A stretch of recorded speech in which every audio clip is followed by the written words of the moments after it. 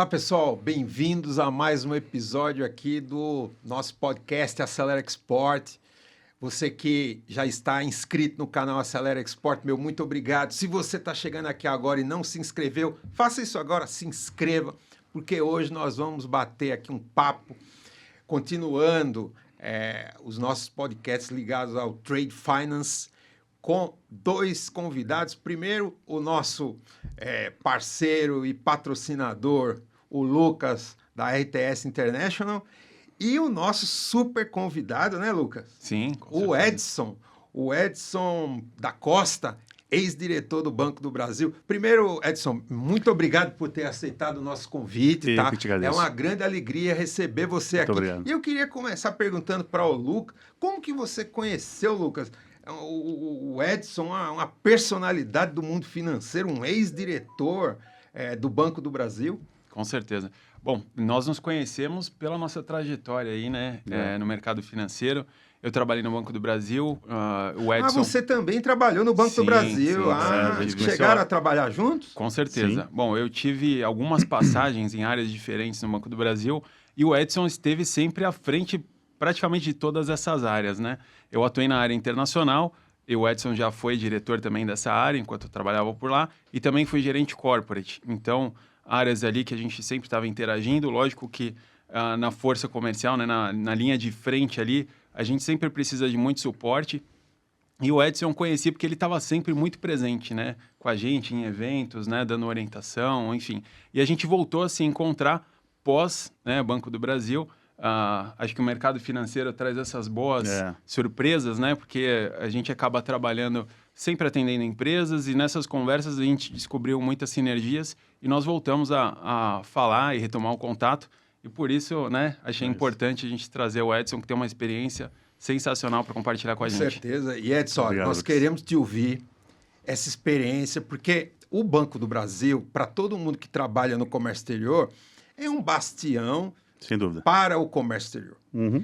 Quem não trabalhou, né, com a área internacional do Banco do Brasil? Acho que praticamente todo mundo que mexe com o comércio exterior. Então, eu queria, começando te perguntando da tua experiência, você, além do Banco do Brasil, se apresenta aqui para os nossos seguidores. Além do Banco do Brasil, você trabalhou em outras empresas. Fica à vontade para falar à vontade aí. Tá, obrigado, Carlos. Muito obrigado, Lucas. Obrigado pelo convite. É um prazer estar aqui com vocês. A minha história foi sempre no Banco do Brasil. Comecei muito jovem, comecei com 14 anos. Caramba! Né, num projeto. Fiquei no total por 35 anos. Uau. Então, passei por várias áreas. Então, eu comecei no Rio Grande do Sul, fui para Brasília, São Paulo, depois Rio de Janeiro. Você é gaúcho? O Brasil todo. Gaúcho. Sou gaúcho. De que cidade? Eu sou de Novo Hamburgo. Eu conheço. Uma cidade ali do Vale dos Sinos, cidade do Calçado. Vinhos. Exatamente. Perto ali tem Bento Gonçalves em volta, a região toda dos vinhos ali. Como chama? A Casa Valduga? Casa Valduga. É uma delas. Tem várias lá, né? Já tive o prazer de ir lá. Tem Perini, tem Não, mas a Casa Valduga é espetacular. A região ali é muito linda. Eu estou indo para lá semana que vem. Você é de lá? Eu sou de lá. Que maravilha, hein? Que maravilha. E aí eu fui seguir carreira. Eu saí muito jovem, né, e comecei a carreira no banco. O Lucas também sabe como é que funciona esse negócio de ascensão. Você vai mudando de área, você vai pegando expertise, você vai estudando. É uma casa, o banco é uma das casas que mais prepara pessoas e treina no Brasil todo, porque você precisa de funcionários concursados, então de dentro da casa que você precisa, então você vai crescendo, você vai tendo oportunidade. E eu sempre tive uma atuação muito na parte de pessoa jurídica, né, com empresas. PJ, o famoso PJ. PJ. Isso no âmbito de agência lá atrás, depois em Brasília. Em 2002, nós criamos o Atacado do Banco do Brasil, que foi a separação de empresas, médias e grandes empresas do segmento de varejo, porque até então você tinha uma agência única, né? Sim. E você tinha todos os segmentos ali. E o Banco do Brasil foi o pioneiro nisso, em que nós criamos um modelo de agências corporate e agências empresariais em 2002. É mesmo? Quer dizer... Foi pioneiro. Nós fomos o primeiro banco, de fato, tirando algum banco internacional de nicho, mas que ele já vem com aquele nicho, né? Nós éramos um banco de varejo, né? Então, um grande banco de varejo com vários segmentos. Então, foi o primeiro modelo em que nós criamos agências especializadas. E depois abrimos para outros bancos conhecerem também. E hoje, eu acho que é o carro-chefe de grandes bancos aí, todos eles têm essa segmentação. Aí, em 2002, eu participei desse projeto. Depois eu vim para São Paulo em 2003, já como responsável pelo atacado Middle aqui em São Paulo. Eu tinha um colega que era o atacado Corporate e eu cuidava do segmento Middle, né? Que para mim é o mais apaixonante, que eu acho que é o segmento que desenvolve o Brasil, que você tem empresas muito familiares, você conhece uma quantidade enorme de empresários fantásticos que esse Brasil tem. Eu gosto muito desse segmento. E aí fiquei em São Paulo um tempo, depois eu fui como superintendente no Rio de Janeiro, como Rio de Janeiro, Espírito Santo e Nordeste, cuidando do segmento atacado, aí já envolvi o corporate junto também, passei por agência também. Em 2011, 12, eu fui para a diretoria executiva, aí como diretor, já responsável pelo segmento de governança. Nós tínhamos que criar uma área de governança do Banco do Brasil com as suas partes relacionadas, investidas, né, como Banco Votorantim, Cielo, Alelo e todas as empresas que o banco tem. Eu fui o primeiro diretor dessa área, montando, e depois eu voltei para o atacado como diretor do atacado e da área internacional.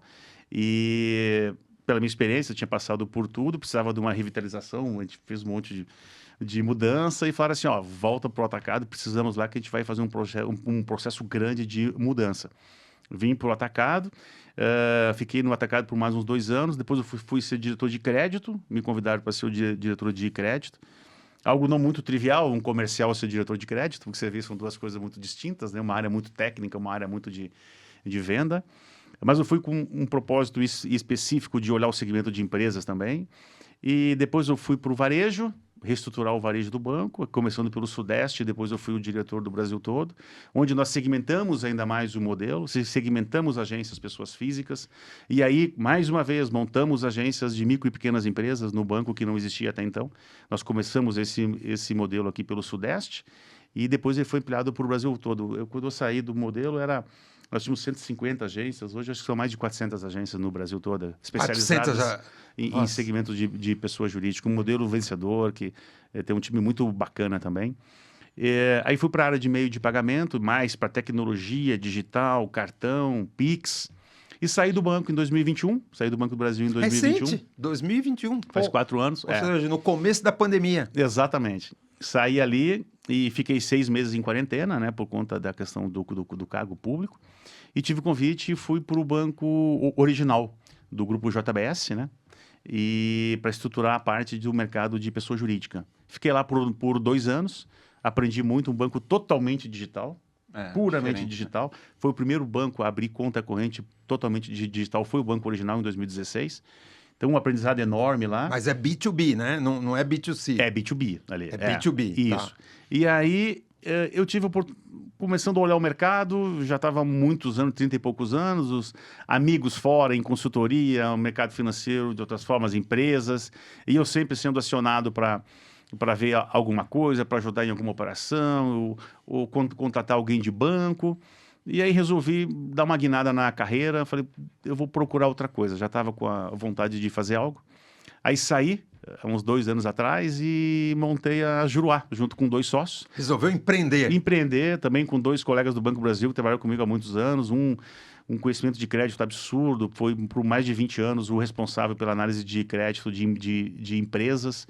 Depois ele foi o head do banco na China por 5 anos. O meu outro sócio conhece muito do agronegócio, foi do atacado, foi do private, né? Gerenciou o Banco do Brasil no Paraguai por 4 anos. Né? Então, assim, experiência de banco, pessoa jurídica, crédito. E qual o objetivo, Carlos?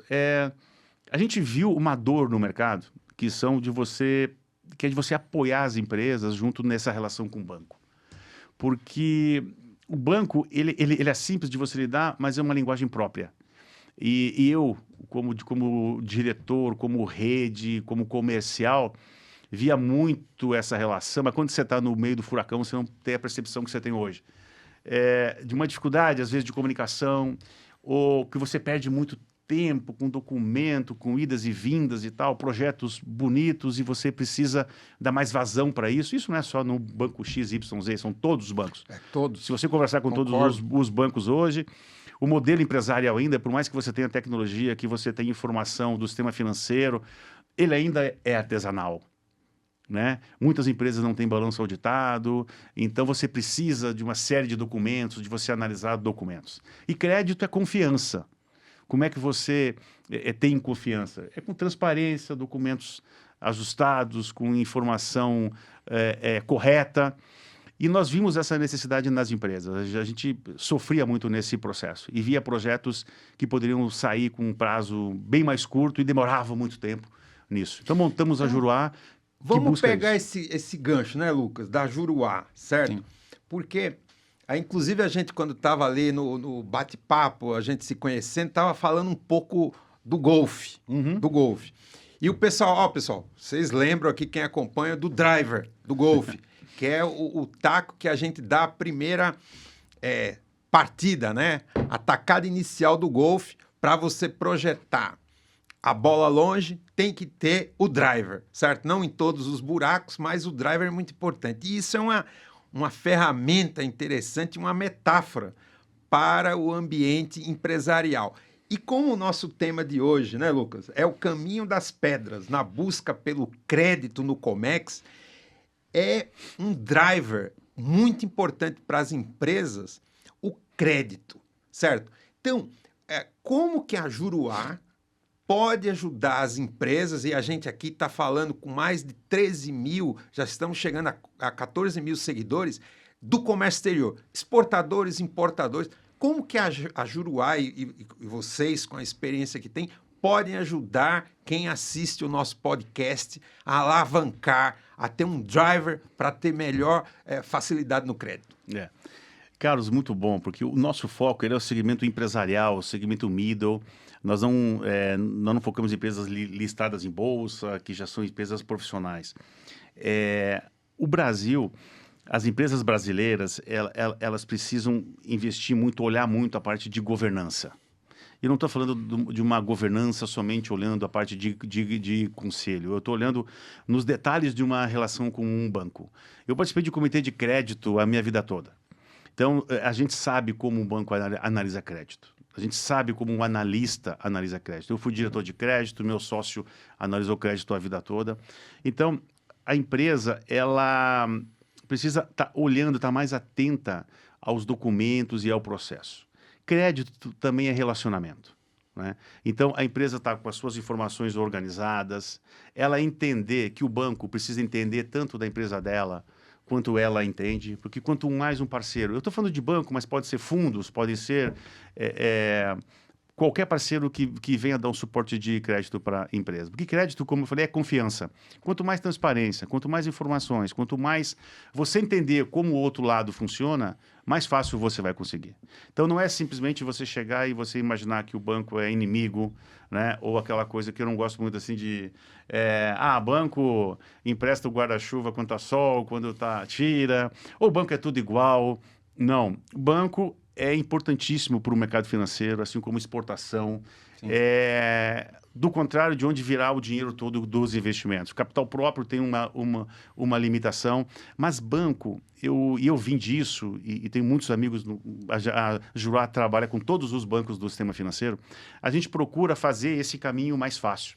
E, por exemplo, para ser assim bem didático para o pessoal que acompanha o nosso podcast, se você pudesse assim simplificar em 5 passos, 7 passos, alguns passos, quais são os principais passos para que a gente tenha acesso a crédito, mesmo que seja uma empresa média, uma empresa que fatura não tanto, uma empresa média, não as grandes empresas, porque as grandes empresas são procuradas, né? Sim, mas sim. as empresas médias, quais são os passos cruciais para a gente conseguir crédito? Eu diria alguns aqui, não está nessa ordem, mas os documentos em dia. Um balanço bem feito, um relatório do balanço, porque muitas vezes a empresa leva os documentos para o banco, leva o balanço dos 2 anos, o balancete, e eu sempre falo para os meus clientes, por que você não faz um relatório do teu balanço? Né? Explica o teu balanço. O balanço, cada empresa tem um.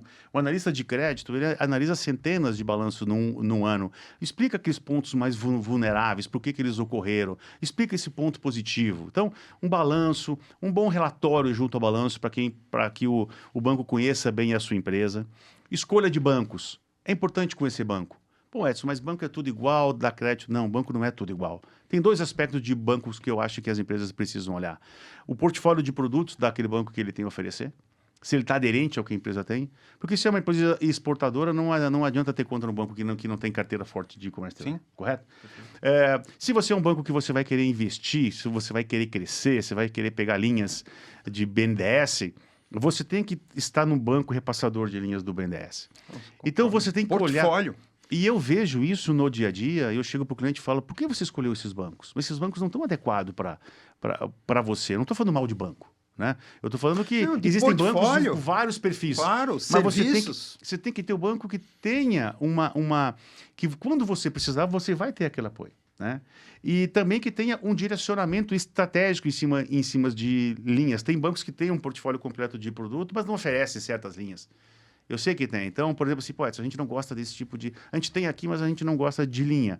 Quando eu tenho um cliente que eu tenho uma demanda de crédito específica, eu já direciono para 3, 4, 5 bancos, apresento a operação dentro daquele que tem isso. Então, o segundo ponto que eu acho é uma carteira de crédito boa, um banco que seja um banco bom de crédito e que tenha um portfólio de produto para te oferecer, né?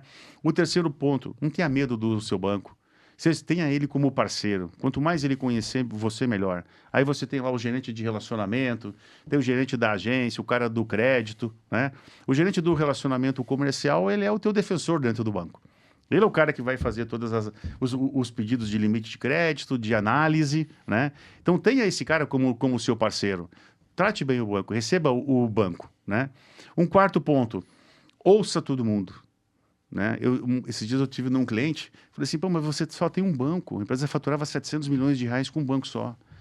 Eu falei, no seu porte, você tem que ter um leque de bancos, 3, 4 bancos, para você ter uma miscigenação de produtos, eventualmente tem uma crise, o comportamento dos bancos são diferentes, senão você está casado com um banco só e daqui a pouco você se vê numa crise, você não tem mais crédito. Tenha 3 ou 4 bancos. Aí ele virou para mim e falou assim, Edson, eu vou confessar para você, eu não gosto de conversar com banco, o financeiro. Aí é a mesma coisa que um comercial não gostar de cliente. Eu vou até citar, fazer um break, vou citar uma experiência que eu tive agora, com relação ao que você está falando. Eu trabalho com alguns bancos, tá? E fui fazer uma viagem agora para a Argentina. E justamente porque eu fiz o que você falou, tá? Eu não vou citar aqui, porque um banco internacional, um dos maiores bancos, espanhol, aí você mais ou menos já imagina qual é o banco, mas não vou citar aqui. Fui até a agência, conversei com a gerente da minha carteira, da minha conta. Ela me orientou como fazer a compra dos dólares através da conta digital. Eu consegui usar esse celular e essa conta, esses dólares, com o meu celular. Tive a maior facilidade e foi ótimo justamente por causa disso. Então, é o que você está falando. A gente tem que ter algumas opções e falar com as pessoas, porque eu descobri, ela me deu um baita de um treinamento e tal, e eu tive a maior facilidade do que ficar carregando papel, moeda, que é difícil às vezes até de você trocar. Então, eu queria dar essa experiência, né, esse testemunho, porque é o que você está falando. Né? Eu até aproveito para comentar que a nossa retomada no contato passou um pouco por isso, né? Quando eu cheguei na RTS, né, que é uma empresa americana que traz uma solução diferente do que o mercado brasileiro está acostumado. O mercado brasileiro está acostumado com solução bancária, de fato, né? E quando eu vi a atuação da Juruá e o Edson, né, a gente já se conhecia há algum tempo, os sócios da Juruá também são parceiros que eu estava lá atuando na área internacional, eles eram gerentes das unidades lá no exterior. E eu trouxe para eles justamente isso. Olha, como é que está o relacionamento de bancos hoje, né? A Juruá, que tipo de solução vocês têm trabalhado? E a gente conversou sobre as soluções para o Comex, né? E, de fato, existe uma limitação nos produtos que são oferecidos para financiar o comércio exterior. Então, você tem ali uma empresa de comércio exterior que, às vezes, está buscando expandir a sua produção. E talvez para ela seja mais interessante uma linha de longo prazo, um BNDES, algum tipo de produto de investimento, bem de capital, enfim. Mas tem a empresa que também, ao mesmo tempo que ela está passando por essa expansão, por esse compra de equipamentos e tudo, ela também precisa do capital de giro fluindo na empresa. E ela tem os seus recebíveis de exportação. E como que você atende também, né? Então, existem as soluções tradicionais e a gente começou a conversar sobre as soluções da RTS. Isso. E daí surgiu, então, o interesse da gente também se juntar e oferecer a RTS como uma outra solução para os clientes da Juruá. Exato. Então, hoje a gente trabalha com soluções de capital de giro, antecipação de recebíveis para empresas que estão exportando e com o benefício de que isso acaba não afetando os indicadores de liquidez, que é a linguagem que o Edson comentou. Quando você chega para contar a história para o banco, o que tem por trás dos números ali? Por que eventualmente o seu índice de liquidez não está muito bom? Você fez um investimento que consumiu o seu capital, consumiu o seu caixa, por que você fez aquilo? Qual o objetivo daquilo? Então, esse relatório do balanço é uma coisa muito boa, porque conta a história do número. Olhar um número por si só, muitas vezes você pode chegar a uma conclusão incorreta. Você não está lendo a estratégia da empresa, você não está vendo a visão de longo prazo. Então, acho que essa retomada do nosso contato passou um pouco por isso também, né? Trazer uma solução diferente, enfim, encaixar mais uma ferramenta para os empresários, para os gerentes financeiros, diretores financeiros, encaixarem aí na sua estratégia. E tem 2 pontos que o Lucas bem colocou, que é essa questão do balanço, né? A empresa, geralmente, ela tem uma visão do balanço dela que é diferente de um cara de crédito. Um analista de Isso é crédito... muito bom. Explora um pouco mais esse ponto aí. O que é diferente? Ele é um cara mais conservador, ele está defendendo os interesses do retorno dos ativos do banco. Então, aquela visão de balanço que você tem, por exemplo, você tem lá uma carteira, vamos pegar um exemplo, uma carteira de recebíveis, em que você lá, a empresa estima que tenha lá eu vou ter uma previsão aqui de inadimplência de 2%, 3%. O banco vai ser mais conservador, porque ele analisa muito mais balanço. Então, olha, aqui eu acho que essa carteira aqui tem 15%, 10%. Isso tudo afeta quando você vai falar de um projeto. Porque às vezes a empresa é mais otimista, e o empresário ele é otimista, e está certo, ele tem que ser assim. Mas o analista de crédito ele é diferente. Ele vai olhar de uma forma muito mais fria e ele vai olhar os números com um pouco mais de conservadorismo do que geralmente a própria área financeira da empresa olha, né? E a gente vê isso em 2 pontos. Às vezes você vê o ponto de produtos, que é o 4º ponto que eu ia falar. Tomar o produto certo, a linha de crédito certa. Porque pior do que você tomar errado é você usar a linha errada. Exato. E isso tem muito, Carlos. No dia a dia, a gente percebe... Você pode dar um exemplo bem concreto do que é, por exemplo, escolher uma linha errada? Vamos pegar, por exemplo, nós estamos falando de investimento. A Juruá é muito forte em investimento. A gente faz repasse do BNDES, FCO no Centro-Oeste, a gente atua com BASA, com BNB, com os grandes bancos de fomento do Brasil. E linha de investimento, ela é montada para te permitir que aquele investimento você vai começar a pagar quando você começar a ter o retorno. Vamos pegar o exemplo do Finame de uma máquina. O Finame te dá aí 10 anos, com um ano e meio de carência, de acordo com a máquina, de acordo com o projeto. O que você vê muitas vezes? Eu vejo 2 coisas. Primeiro, a empresa investir muito com recurso próprio. E eu não estou fazendo uma apologia ao crédito, nem estou puxando a brasa para o meu assado.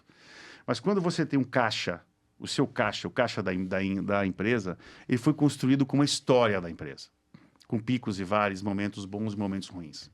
Para você mexer nesse caixa, para você investir, você tem que ter a certeza de que você não vai precisar de capital de giro ou coisa ali na frente. E geralmente não é assim. Porque a empresa consome o capital próprio para investir, mas ela esquece que se você está investindo, por que você investe?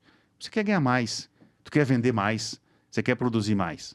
E para você vender mais e produzir mais, precisa de mais capital de giro ali na frente. Então você troca, às vezes, uma linha de investimento que ela tem... Se você pegar recurso BNDES, tem FINEP, tem outras linhas aí, uma taxa mais barata, aí você pega o seu caixa para investir e se aperta 2 anos depois, 1 ano e meio depois, que você começou a vender mais, e tu vai tomar uma linha de capital de dinheiro mais cara, às vezes, no mercado para aquilo ali. E eu vejo isso de linha errada. Vai investir. Eu vou investir num investimento. Edson, eu falei, e aí, você pegou um BNDES? Não, eu fui no banco, eu peguei uma linha de capital de giro boa, que me deu uma linha de 3 anos e meio, 4 anos, com 3 de carência. Isso não é linha de investimento. Isso é um capital de giro, né? Então, olhar para a linha correta, olhar o prazo das operações. A lógica é que o investimento que você fez, ele começa a render e ele vai pagar a parcela do seu financiamento.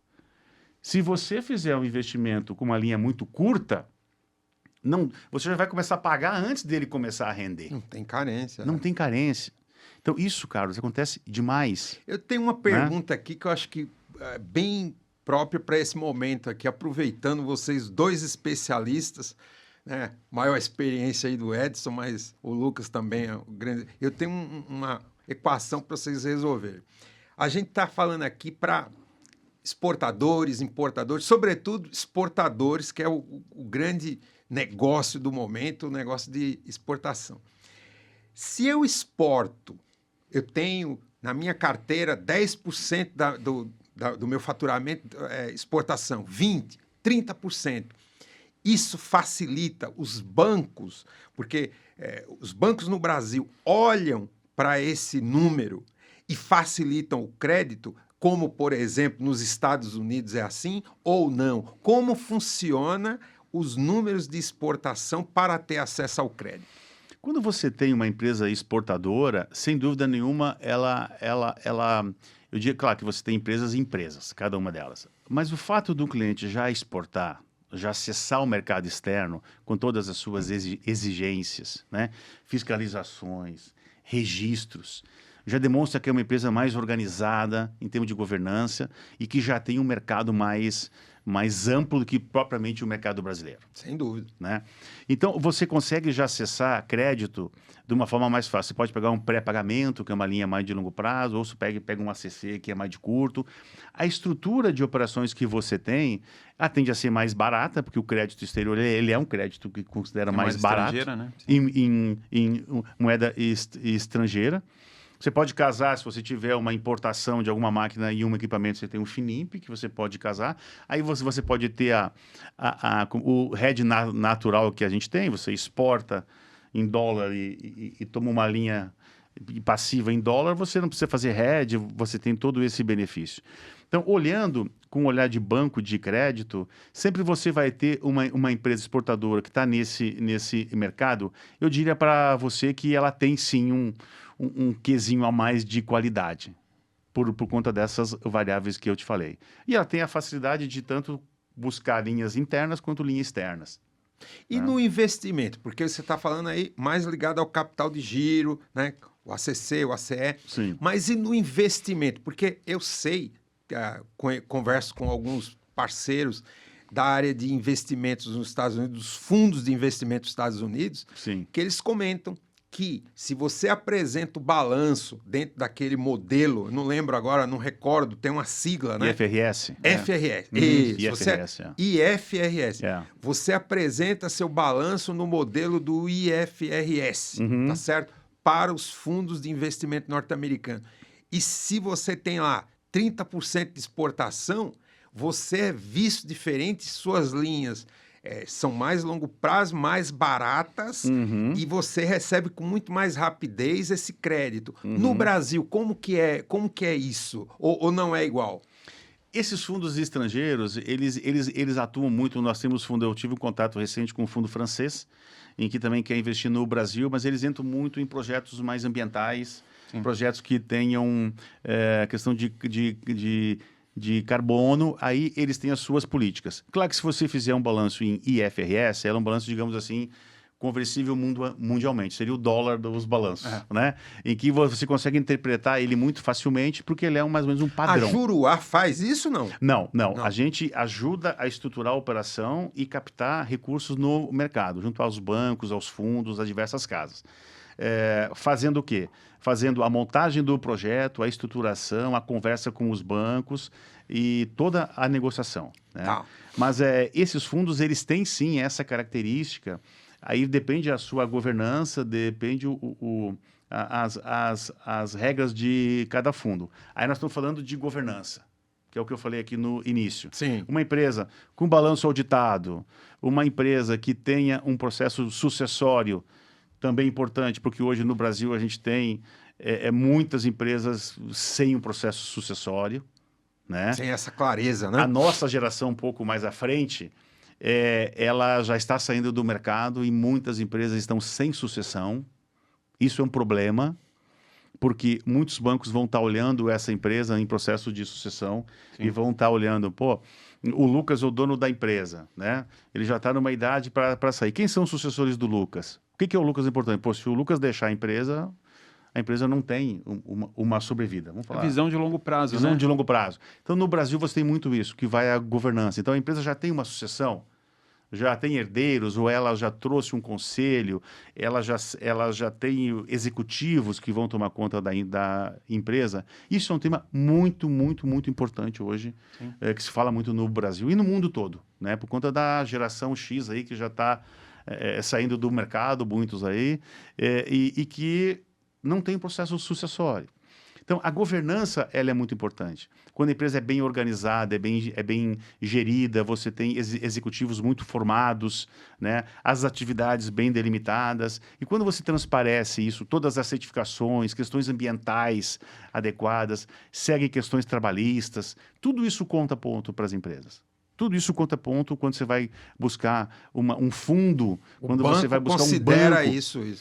As políticas de crédito hoje dos bancos são muito parecidas. Até por conta da 4966 que chegou agora, com a nova regra de provisão de crédito dos bancos, que mudou bastante. 4966? 4966. É uma resolução do Banco Central, que alterou a dinâmica de definição de risco de operações, risco de clientes, deu uma apertada um pouco maior. Por isso, os bancos eles acabam ficando muito parecidos à sua gestão de crédito. E as suas políticas também. Então, quando você olha para as políticas de crédito dos principais bancos, ela é muito parecida. Né? Elas não trabalham com empresas que tenham algum problema com o trabalho escravo, né? Elas não trabalham com empresas que não estejam, digamos, regularizadas na parte tributária. Principalmente se você for buscar um recurso público, a parte tributária tem que estar resolvida. Né? Então, tudo isso são pontos importantes para que a empresa olhe, para que ela consiga ter um crédito nos bancos adequado e no volume também que ela queira. Legal. Aliás, se você me permite, eu acho que existe um ponto aí, quando a gente fala de empresas que têm exportação como portfólio, que é a saída do risco de um único país. Nós temos muito isso na RTS. Quando nós avaliamos os portfólios, o principal ponto que indica a saúde de um portfólio é a diversificação de mercados. Então, quando você está numa empresa faturando 100% no mercado doméstico, no Brasil, se acontece uma crise no Brasil, para onde que você vai vender? Se os seus compradores, se os seus consumidores estão passando pela mesma crise. Não. Então, quando você diversifica mercado e você abre a sua empresa para exportação, eventualmente uma crise em um mercado, ela é compensada, atenuada por uma outra oportunidade que você tem. A gente viu isso, e eu trabalhei no Espírito Santo pós-crise de 2008, né? Eu cheguei lá por volta de 2010, e a gente viu muitas empresas se recuperando da crise do subprime, que atingiu principalmente o mercado de construção, o mercado imobiliário nos Estados Unidos. E quem consumia o principal produto exportado lá no Espírito Santo, que é o mármore e granito. As empresas de construção nos Estados Unidos. Então, naquele momento, existia a exportação era interessante. Mas um ponto que trouxe um risco maior para aquele tipo de produto exportado era a concentração no mercado americano.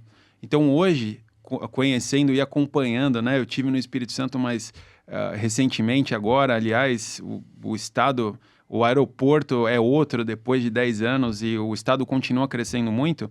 Hoje, as empresas desse segmento elas já buscam diversificação de países. Ainda os Estados Unidos continua sendo um grande mercado, mas você já vê as empresas exportando para outros, né? E é um pouco disso também, porque elas entenderam que os bancos não olham para isso à toa, né? Eles veem que tem exportação, você está diversificando, você mitiga risco de crises. Então, as empresas começam a incorporar isso. Para a RTS, isso também é um ponto super importante. A gente olhar para um portfólio e ver diferentes mercados, com certeza traz ali uma visão de que a empresa, né, busca cada vez mais se profissionalizar, incrementar a venda. Eu sou um defensor, Lucas, há muito tempo aqui, quem acompanha o canal Acelera Export sabe que eu sou um defensor da diversificação de mercado. Agora, você não diversifica do nada. Exato. E o cliente, ele não está aí à disposição. Você precisa, né, buscar isso. Conquistar, né? Conquistar do jeito que você conquista a confiança, né? O Edson colocou bastante aqui, a confiança de um banco, para conquistar a confiança dos clientes e ter a diversificação, não é simples. Inclusive, vamos fazer um podcast só para falar disso, né? O que fazer para a gente conseguir essa diversificação, mas para a gente aproveitar o tempo, porque tudo aqui voa. Quando você vê, o tempo já foi. Usando essa ilustre presença aqui no nosso podcast, do nosso Edson, eu queria falar do seguinte, um dos jargões ou frase feita que o pessoal fala é o caminho das pedras. No golfe, já que a gente gosta da metáfora do golfe, a gente tem o fairway, o caminho plano, que é onde a gente joga. Onde você consegue desenvolver e ter resultado, que é o que o pessoal conhece como caminho das pedras. Em termos de crédito, qual é o fairway, qual é o caminho das pedras para a gente ter facilidade, além de todas as dicas que você já falou, usando da tua experiência? Você já deu várias dicas aqui. Já falei bastante aqui. Mas qual é o segredo para você estar no fairway, para você ter realmente facilidade e ter um caminho mais fácil? Eu vou puxar um pouco essa nova regulação do Banco Central. Eu até escrevi um artigo no LinkedIn sobre isso, Vamos da até mudança. deixar ela aqui no campo de comentários. Repete o número. Resolução 4966. Pessoal, vou deixar aqui, vou colocar o link no campo de comentários. Fique atento para que você fique sabendo. Porque é um negócio que você vai falar assim, nós estamos falando de crédito de empresa, você está falando de Banco Central. Mas quem vai te dar o crédito é regulado pelo Banco Central. Então, quando você tem uma mudança muito, muito brusca, muito importante na questão de provisão, de análise de risco de clientes, isso afeta a análise de crédito dos bancos e vai afetar também o comportamento das empresas. O que as empresas precisam estar mais olhando para isso, né? O que essa resolução fala? Ela puxa mais uma análise olhando mais para frente as empresas. Antes, você olhava muito para trás. Você vai continuar olhando o balanço, só que o que você tem que estar olhando? Se uma empresa atrasar com o banco os créditos novos daqui para frente, o impacto de provisão é muito maior. É muito maior. Então, hoje, os bancos estão olhando cada vez mais para frente, buscando mais garantias. Então, vai havendo reforço de garantia. E eu tenho que olhar a empresa, ver se a empresa, como ela está hoje, olhando o passado dela, mas olhando daqui para frente como ela vai estar, né? Então, a empresa, ela precisa estar atenta a mostrar de fato que ela é boa. Tem um amigo meu que falava assim, não basta ser bom, você tem que mostrar que você é bom. Sim. Né? E as empresas, o que eu vejo muito, durante toda a minha experiência, empresas maravilhosas, projetos bacanas, mas que faltava esse detalhe. Sim. Apresentação. A apresentação, cara. Claro. Organizar a apresentação. A embalagem. Organizar o balanço. Um perfume, Exato. Perfume caro como vem. Exato. Em qualquer embalagem? Exato. Não. Então, assim, ter uma proximidade com os agentes de crédito, estar aberto a conversar, estar aberto a ouvir tudo, né? Porque o crédito ele está mais criterioso porque a penalidade em cima da inadimplência ela vai ser mais forte agora. O critério está muito mais duro.